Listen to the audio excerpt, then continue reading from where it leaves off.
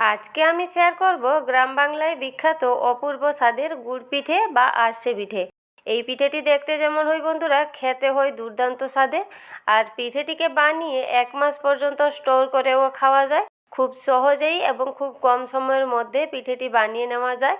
তবে চলুন দেখে নেওয়া যায় আজকের আমার এই গুড় পিঠে বা আরসে পিঠের রেসিপিটি। নমস্কার বন্ধুরা, আমি পুষ্পিতার রান্নাঘরে আপনাদের সবাইকে স্বাগত। গুড় পিঠে বা আরসে পিঠের জন্য প্রথমে ঘরে থাকা আতপ চাল নিয়েছি, আর চালটাকে আমি কালকে রাতেই ভিজিয়ে রেখেছিলাম। চালটা যত বেশি জল খাবে বা যত বেশি টাইম ভিজিয়ে রাখা হবে, পিঠেটি এখানে তত ভালো হবে।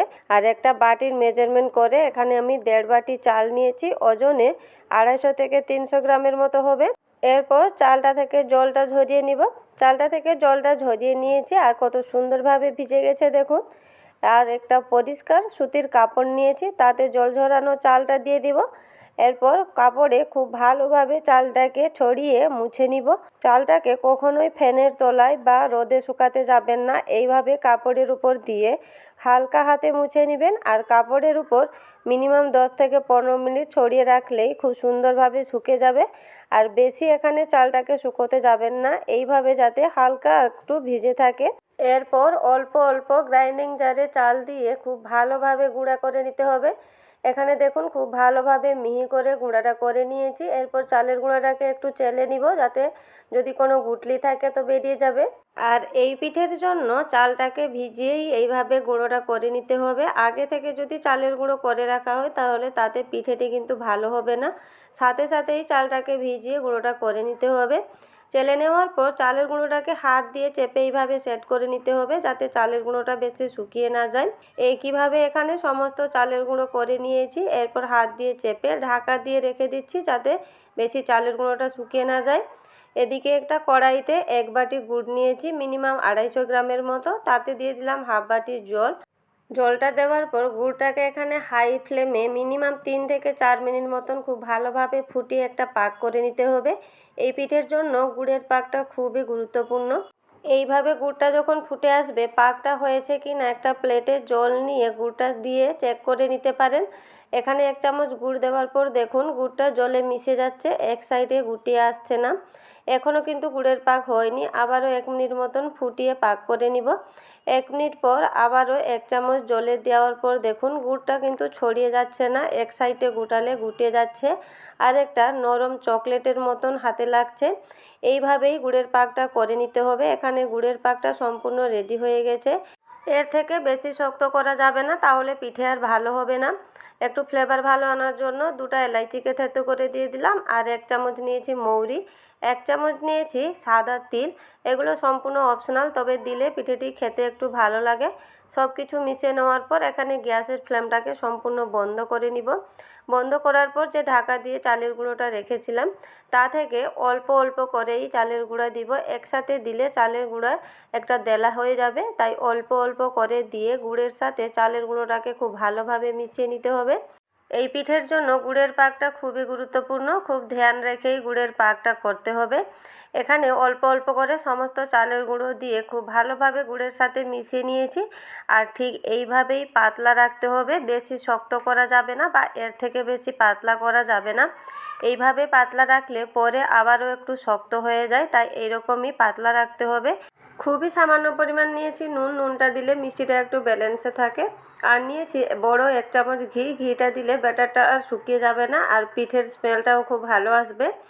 ঘিটা এখানে খুব ভালোভাবে মিশিয়ে নিব। আর মিশিয়ে নেওয়ার পর দেখুন পারফেক্টভাবে ডোটা রেডি হয়ে গেছে, আর ঠিক এইভাবেই পাতলা রাখতে হবে। ডোটাকে এখানে 5 মিনিটের জন্য ঢাকা দিয়ে রেস্টে রেখে দিব। আর যতক্ষণ রেস্টে আছে পিঠে বানানোর জন্য এদিকে কড়াইতে আমি তেল বসিয়ে দিয়েছি গরম হতে। আর পিঠে বানানোর জন্য এইভাবে পাতলা পেপার নিয়েছি। এখানে 5 মিনিটের পর দেখুন ডোটা পুরো সম্পূর্ণ সেট হয়ে গেছে, আর অনেকটাই শক্ত হয়ে গেছে। পরিমাণ মতো ডো হাতের তালুতে নিব। এরপর যে প্লাস্টিকের পেপার নিয়েছিলাম তার উপরে দিয়ে হাত দিয়ে চেপে চেপে এইভাবে একটা গোল শেপ করে নিতে হবে। যেহেতু ডোটা খুব নরম আছে, খুব সুন্দরভাবে একটা শেপ হয়ে যাবে। বেশি পাতলা বা বেশি মোটা করা যাবে না, ঠিক এইভাবেই রাখতে হবে। আর পিঠেটি বানানোর পর দেখুন পেপার থেকে খুব সুন্দরভাবে উঠে আসবে। এদিকে তেলটাকেও খুব হাই ফ্লেমে ভালোভাবে গরম করে নিতে হবে। আর পিঠেটা দেওয়ার সাথে সাথেই দেখুন খুব সুন্দরভাবে বলের মতো ফুলে যাবে। পিঠেটা তেলে দেওয়ার পর এখানে ফ্লেমটাকে মিডিয়াম টু লো করে নিতে হবে। আর মিডিয়াম টু লো ফ্লেমেই উল্টে পাল্টে পিঠেটাকে হালকা গোল্ডেন ব্রাউন করে ভেজে নিতে হবে। যেহেতু পিঠেটি গুড় দিয়ে তৈরি, খেতে দুর্দান্ত স্বাদের হয়। প্রথম পিঠেটি এখানে ভেজে নিয়েছি, দেখুন কালারটাও খুব সুন্দর এসছে। পিঠেটিকে ছেঁকে নেওয়ার পর অপর থেকে চামচ দিয়ে চেপে চেপে এইভাবে এক্সট্রা তেলটা বার করে নিতে হবে। আর পিঠেটি দেখতে যেমন হয় বন্ধুরা, খেতেও ভীষণ মজার হয়। এখানে পিঠেটি ভাজা হয়ে গেছে, রেখে দিব। একইভাবে এখানে আবারও একটা পিঠে বানিয়ে দেখিয়ে দিচ্ছি। পরিমাণ মতো ডো হাতের তালুতে নিব। এরপর যে পলিথিন পেপার নিয়েছিলাম তাতে দিয়ে হাত দিয়ে চেপে চেপে একটা শেপ দিয়ে নিব। প্রথম দিকে ডোটা একটু পাতলা লাগবে, তবে ধীরে ধীরে অনেকটা শক্ত হয়ে যাবে। একইভাবে আবারও একটা পিঠের শেপ দিয়ে নিয়েছি। আর একটু দেখতে ভালো লাগার জন্য অপর থেকে কিছু সাদা তিল ছড়িয়ে দিলাম। এটা সম্পূর্ণ অপশনাল, তবে দিলে পিঠেটিকে একটু দেখতে ভালো লাগে। এখানে দ্বিতীয় পিঠেটি আমি বানিয়ে নিয়েছি, এরপর ফ্রাই করে নিব। তবে ফ্রাই করার আগে তেলটাকে কিন্তু খুব ভালোভাবে গরম করে নিতে হবে। আর পিঠেটি তেলে দেওয়ার পর এখানে ফ্লেমটাকে মিডিয়াম টু লো করে নিতে হবে। আর মিডিয়াম টু লো ফ্লেমে উল্টে পাল্টে পিঠেগুলোকে হালকা গোল্ডেন ব্রাউন করে ভেজে নিতে হবে। এই পিঠেটি বানিয়ে নেওয়ার পর 1 মাস পর্যন্ত স্টোর করে রাখা যায়। পিঠেটি দেখতে যেমন হয় বন্ধুরা, খেতে হয়েও ভীষণ স্বাদের।